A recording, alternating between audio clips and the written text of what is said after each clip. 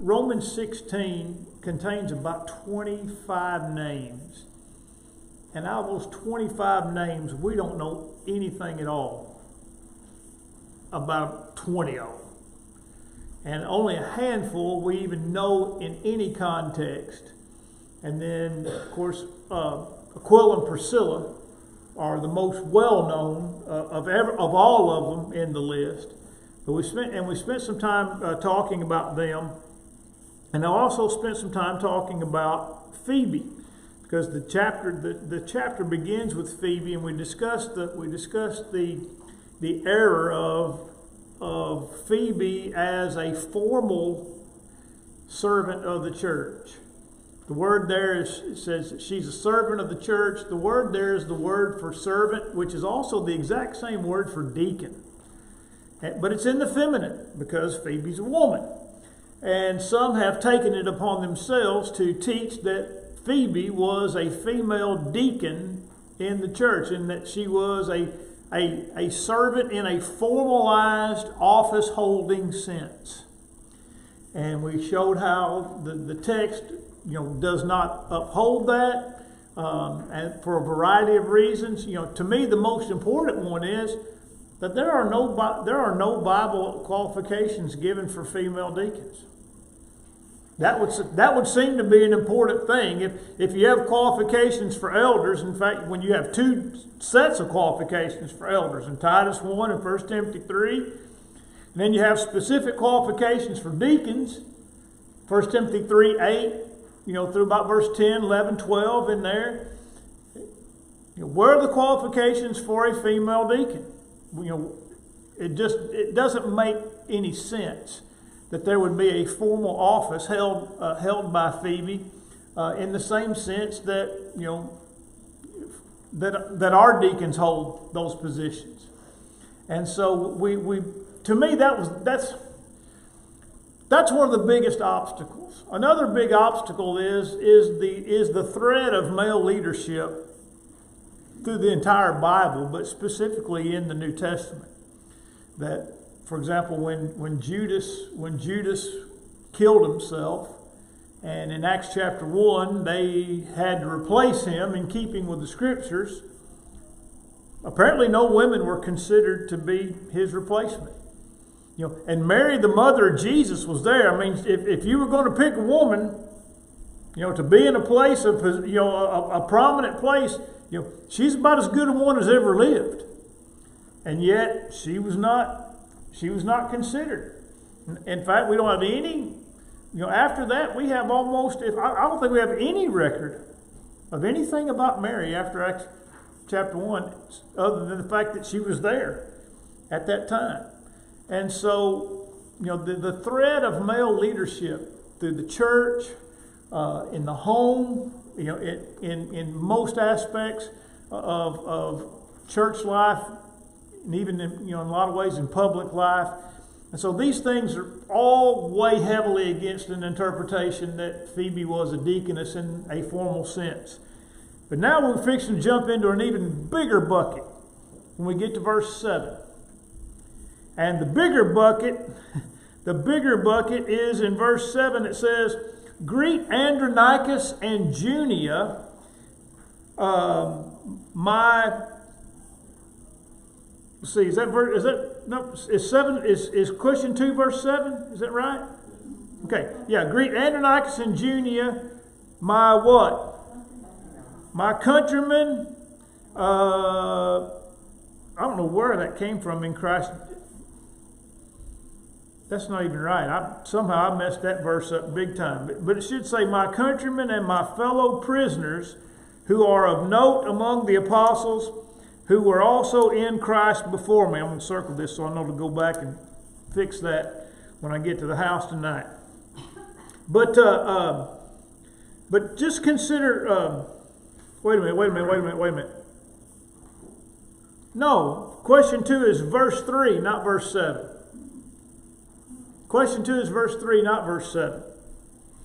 "Greet Priscilla and Aquila, my fellow workers in Christ Jesus, who risked their for my to whom not only I give thanks, but also all the churches of the Gentiles. All right. I was ahead of myself on Andronicus and Junia because I spent most of my afternoon focusing on them, and I forgot all about Aquila and Priscilla. What Bible do you use? New King James. New King James. Maybe you want to not switch. Well, all right. Let me just. Well, let me just tell you a quick story. I was raised on the King James Version of the Bible, and I used the King James Version of the Bible until 2008. And about that time, we had a bunch of young people. Some obeyed the gospel, and others brought friends with them. And we had one girl that was a new convert, came with Nellie Ray Allen. It was Nellie Ray's great niece. And on Friends and Family Day, she brought 8 friends with her to church. And it was right after she obeyed the gospel. And I brought her Bible, which was a New King James Version of the Bible. And 7 out of the other 8 girls that came with her to church did not own a Bible. And so I came in here, and we keep a bunch of Bibles on hand. And I gave, one girl had a Bible. And I gave the other 7 girls New King James. And the reason, well, number one, that's what we had in stock.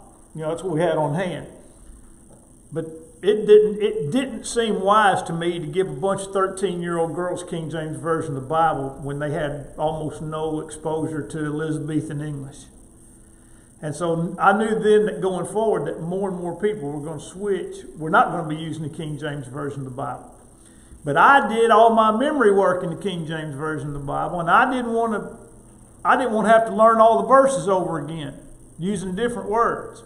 So I switched to the New King James Version because it's about as close, it's almost in a lot of ways the same as the King James. The verb tenses are different, whatnot. But I put my King James away, and I went to Africa in 2008 on a trip, and I put my King James away, and I carried my New King James, and I used it overseas for 2 weeks. I didn't have any other choice but to use it. And I came back, and on the Sunday night after I came back, I preached a sermon on why I was switching, and it included that story right there. But the name of my sermon was, I'd rather fight than switch. But it became necessary to switch, just because of the changes in society and people's, familiarity with Old English and whatnot. And so I didn't want to have to do all my memory. If you ever hear me quote verses, it's probably going to be a mashup of the New King James and King James. I'll intermingle them or mangle them, however you want to say, intermingle them. But that's why I use New King. That's why I switched to New King James in 2008. And it's so funny you said that because Bill Burke and I were having a conversation today, and he said, let me just tell you something. He goes, here's a hot sports opinion. He goes, I'm never switching again. He was like me. He'd already made the switch from King James to New King James. And he goes, I'm never switching again. And I said, me either. So it was bad enough to switch from one to another that sounded like it. I sure don't want to switch to one that doesn't sound anything like I read for the last 50 years. So, but all the questions in our studies will be in the New King James. But it's probably familiar if you hear me quoting the Bible from the pulpit. A lot of times it's New King James arranged like King James. So sounds like I just need to switch. That's what I gather out of that. I'll help you. I'll help you. All right, so Aquila and Priscilla.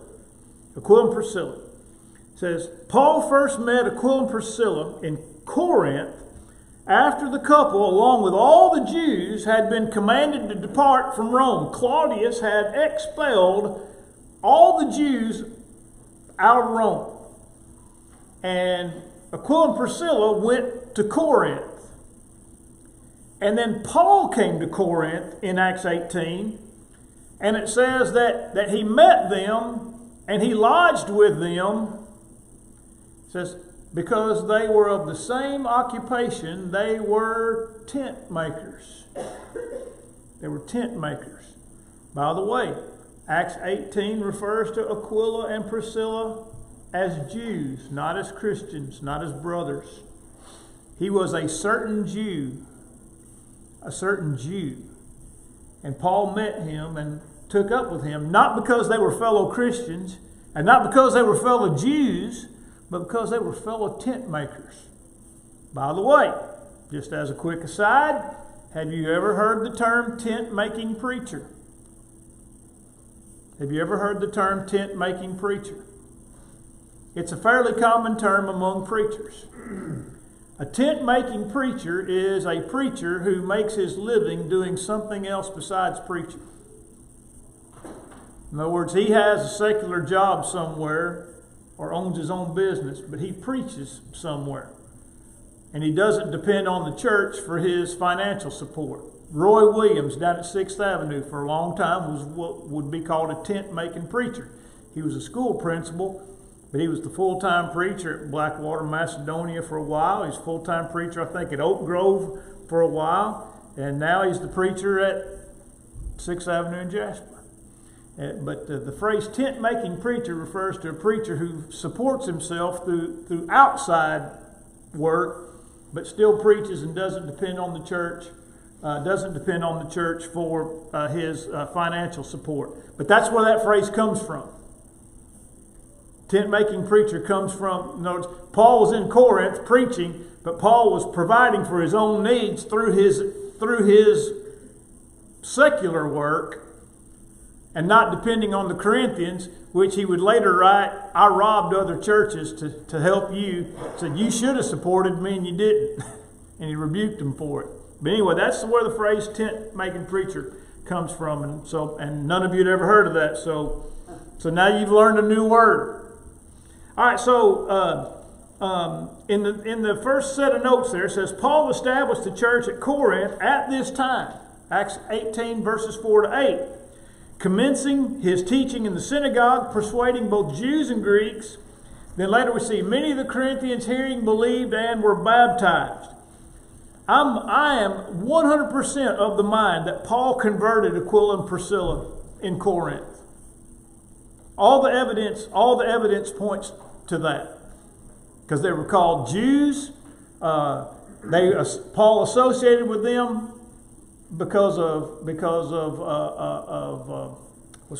job or occupational reasons, and then later we find them as Christians in that same chapter when they took Apollos aside and explained to him the way of the Lord more perfectly. All right. Now, second paragraph under number 2. Claudius Caesar died. This is the one who had expelled all the Jews. Claudius Caesar died in AD 54. And Romans is believed to be written sometime around AD 57. So it appears as though Aquila and Priscilla, by the way, her real name is Prisca. It's been translated Priscilla in all of the King James and all the older translations. But her real name is not Priscilla. It's when you read it in the original, it's Prisca. Prisca, Prisca. Aquila and Prisca. If you're reading a New International Version, it probably says Prisca. If you're looking at maybe an ESV may say Prisca. I know, but it probably wouldn't had it not been for Elvis. So.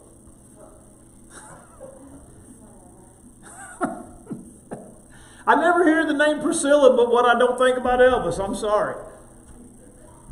All right, so you have Aquila and Priscilla apparently returned to Rome after Claudius died. Unfortunately, Claudius was succeeded by his 17-year-old adopted son, a beloved character by the name of Nero, who did terrible things to the Christians during his brief reign. But Aquila and Priscilla were also with Paul in Ephesus when he penned 1 Corinthians. At the end of 1 Corinthians, Paul was in Ephesus, and he indicated that Aquila and Priscilla were with him there, greeting the church at Corinth, where they both had first met one another. So, but here, to me, here's the, let me get to question 3 before I jump ahead in my notes. But Aquila and Priscilla met Paul in Corinth. They traveled with him after their conversion, and they were with him. When he wrote 1 Corinthians. But now they're back in Rome by the time Paul wrote Romans in about year 57 or 58. Now here's question 3. Likewise, greet the church that is in their house. Now, this is the same line that Paul used in regard to Aquila and Priscilla in 1 Corinthians 16:19. It says, Aquila and Priscilla greet you along with the church that is in their house. So after their meeting in Corinth, Aquila and Priscilla accompanied Paul to Ephesus. Paul left them there when he departed for Jerusalem. And it was in Ephesus where they took Apollos aside and explained to him the way of God more accurately. Paul was in Ephesus when he wrote 1 Corinthians, and in sending greetings to the brethren at Corinth, specifically mentioned Aquila and Priscilla with the church that is in their house. And here's the point. What a wonderful note, marvelous note to be attached to such a great couple. Everywhere we find them, we find a church in their house. The two times that we find them mentioned in various greetings or salutations, they're always associated with a church that is meeting in their house. That's it. To me, that's just kind of I don't know. It kind of warms my heart to think about people like that. That everywhere they go, the church is first and foremost in their minds. They got kicked out of one city and went to another. They helped the church in Corinth. They went to Ephesus and they helped the church there. And then they moved back to Rome and they helped the church there. Just a marvelous couple. Now, verse 7, question 4. Greet, and Junia, my countrymen and my fellow prisoners, who are of note among the apostles who were also in Christ before me. Now there's some, I believe, and I may have made a note here, there's some, I don't want to say controversy, but there is some dispute as to what Paul meant by his countrymen, his kinsmen in the flesh.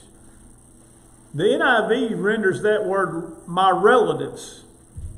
Now, one thing you have to remember, look, and I'm not just like totally throwing off on the NIV, but what you have to remember about the NIV is it's not a translation. It's what's called a dynamic equivalent. And a dynamic equivalent takes the original language and the translators tell you what they think it means. And so rather than translating, they give you what they think that it means. But kinsman according to the flesh is the rendering. And then it's up to you to determine what is meant by kinsman according to the flesh. Now, I think, as do most, that he's probably just talking about them being Jews. I don't think he's talking about them being like literally related to one another, because in Romans 9 and verse 3, Paul talks about this prayer that he has for Israel, which is a nation of people, and he refers to them as my kinsmen according to the flesh. So obviously Paul was not related to every Jew that ever lived. Not in the sense of being called a relative, but he was kin to them in the sense that they were all Jewish kin. They could all eventually trace their lineage all the way back to, they could get back to Abraham, or they could get back to, to Jacob and his 12 sons. So I don't think Paul's talking about them as being relatives. I also want to make mention of the idea that says that he called them his fellow prisoners. His fellow prisoners.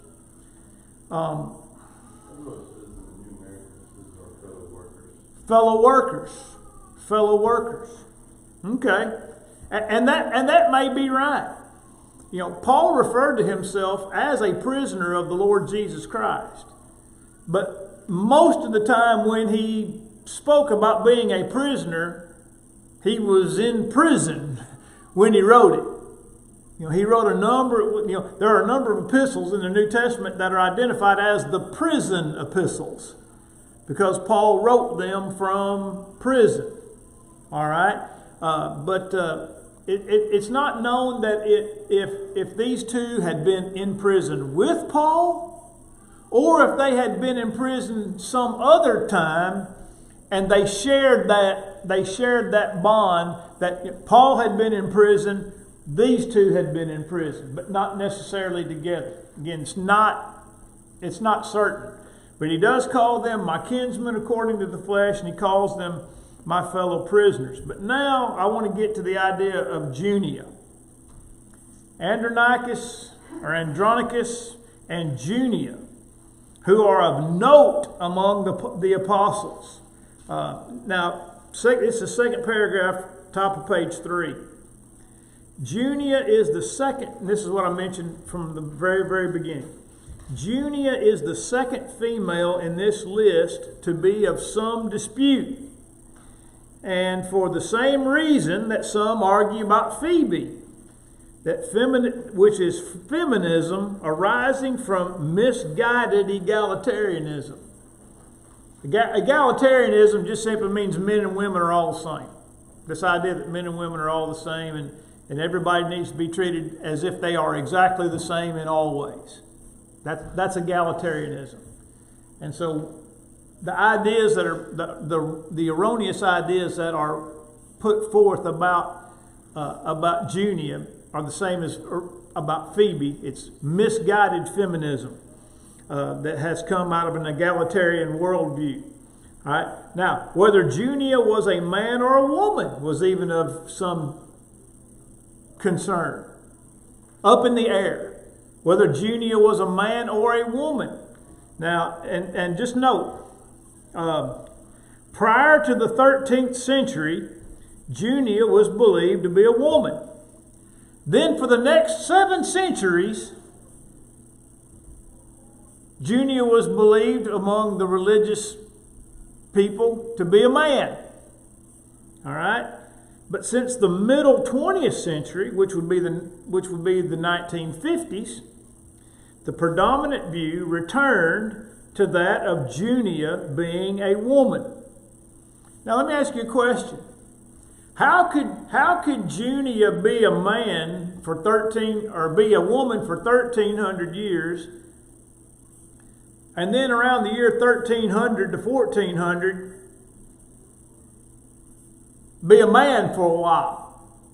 See, y'all just thought this transgenderism stuff was new, right?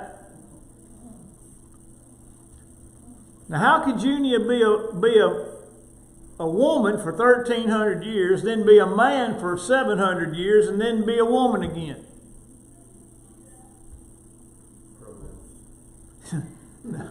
Well, now let me explain to you how this was possible. Okay. Y'all have heard me talk about the Greek language before and how that word endings are very important. The difference in señor and señora in the Spanish language. One is male, the other is female. In other words, the ending determines gender. Okay? In this case, both the male and the female name appear the same when they appear in this nominative form. Whether it was Junia or Junius, when it appears in this form, both names are written the same. So it's up to the interpreter, it's up to the translators or to the interpreters to determine if Junia is a man or a woman. So now I'll go back to my question. How is it that she could be a woman for 1300 years, then be a man for 700 years, and then go back to being a woman? How does that happen?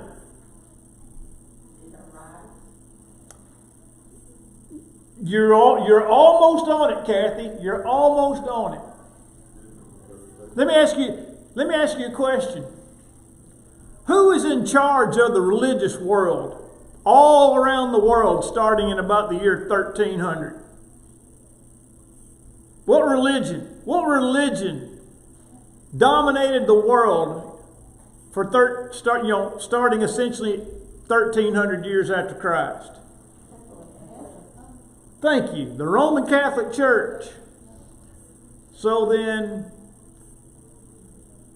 the people who supposedly had control over the Bible and its interpretation could decide what? Junia is a man and not a woman. No, we don't want to deal with the smoke that might come with Junia being a woman. So we're going to make Junia a man for 1300 years. For 700 years. All right. So now, what could possibly happen that would cause people in, say, the 1950s to change their mind and Junia go from being a man back to being a woman? What could possibly happen? And it's in the end of the second paragraph. I gave you the answer to that. The answer is archaeological discoveries. No, look what it says here, where it begins, where it says Cottrell 474. It says, in the accusative case, that is, here to identify by name, Junian is the same for a man or a woman. Whether it was Junius or Junia, Junian is the accusative case. However, in more than 250 Roman inscriptions contemporary to that time, Junia is found as a female about 250 times, while never appearing one time in the masculine Junius. You see what's happened? All of the secular evidence that could be dug up in Roman archaeology and all those old inscriptions and all those old writings, they all say Junia and none of them say Junius. So what does that lead us to believe? It's a woman. We got 250 female references and a big old goose egg on the male references. So the preponderance of evidence was so overwhelming, we had to switch back to the way things were for 1300 years. Which, by the way, that makes sense if we have inscriptions that date to that time, that Junia was a woman, and Junia was a common woman's name, that the people who lived contemporary to that got it right. Roman Catholicism decided they want to change it, but the preponderance of evidence said, no, you got to go back. You got to go back to where you began. All right? And so, to me, I think it's obvious that Junia is a woman. Now, here comes our problem with egalitarianism. If you ever heard the term zeitgeist, zeitgeist is a word meaning the spirit of the age. In other words, certain periods of time are dominated by certain ways of thinking. Okay? And we live in a very egalitarian age right now. That denies the differences between men and women. Or that there are distinctions to be made, and especially religious distinctions to be made between men and women. So now, in this present way of thinking, some contend that Junia was not only a female apostle, but was one of the most highly regarded apostles. In other words, they interpret it that Andronicus and Junia were of note, highly regarded among all the other apostles. In other words, they call them apostles. So now they're saying we got a female apostle. And not only is she a female apostle, she's one of the best. She's of note among all the apostles. All right, so we're in our third paragraph. aside from arguing, from the absolute lack of biblical qualifications for any form. The same argument for Phoebe goes to Junia. Where's the qualifications? Where's the qualifications? Where is the history? Where's the biblical foundation? For a female apostle. Again, the clear statements which uphold male leadership throughout the New Testament. There are two other reasonable explanations for this text. First is that Andronicus and Junia were highly esteemed by the apostles and not as apostles. Carries it as by the apostles? Are well known to the apostles. They're of note to the apostles. And to me, when you know everything that the New Testament says about male leadership, that's the natural way to understand it. You'd never read that knowing what you know about every other passage in the New Testament and say, "Oh yeah, that's a husband and wife apostle team." It just runs counter to everything that you know. All right, but even if you wanted to concede that they were apostles of some type, you have to remember that the word apostle is used in a variety of ways and in a variety of senses. For example, the word apostle simply means one who is sent or a messenger. Paul was an apostle on par with the 12. In other words, Paul was an apostle in a very, very specific sense. He was an apostle just like Peter, James, John, and the 12. All right? Epaphroditus is called a messenger because he was sent by Paul to the church at Philippi. But it's rendered messenger. But the word is apostle. Same word that's rendered apostle. But we know that he wasn't sent as an apostle in the sense that we understand the word apostle. All right? Paul referred to Titus and other brethren as messengers of or to the churches. Again, the word in its most general sense means messenger. And Jesus is even called an apostle in Hebrews 3 and verse 1. He's the apostle and high priest of our faith. Does Jesus meet the criteria of a messenger? One who is sent with a message?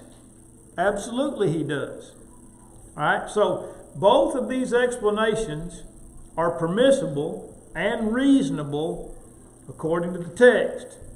And if it is the case that the latter explanation is the correct one, a woman who spoke would have still been restricted to speaking to women.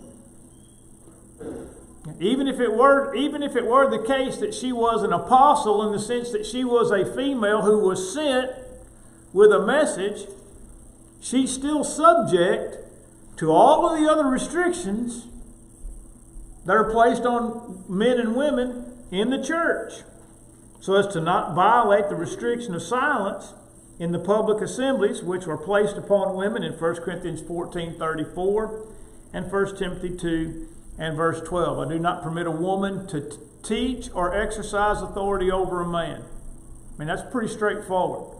The women are not to speak in the churches, but to be in silence. 1 Corinthians 14:34.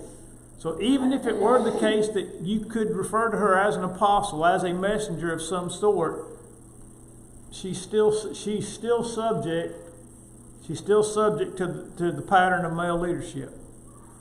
But I'm with Philip. I think they were of note among or by the apostles. All right? So, I am not going to start question 5. We've already had one bell, right? All right. It's today the 18th. It'll be 25th. Oh man, that'll be a great day next week. Only be 9 months to Christmas.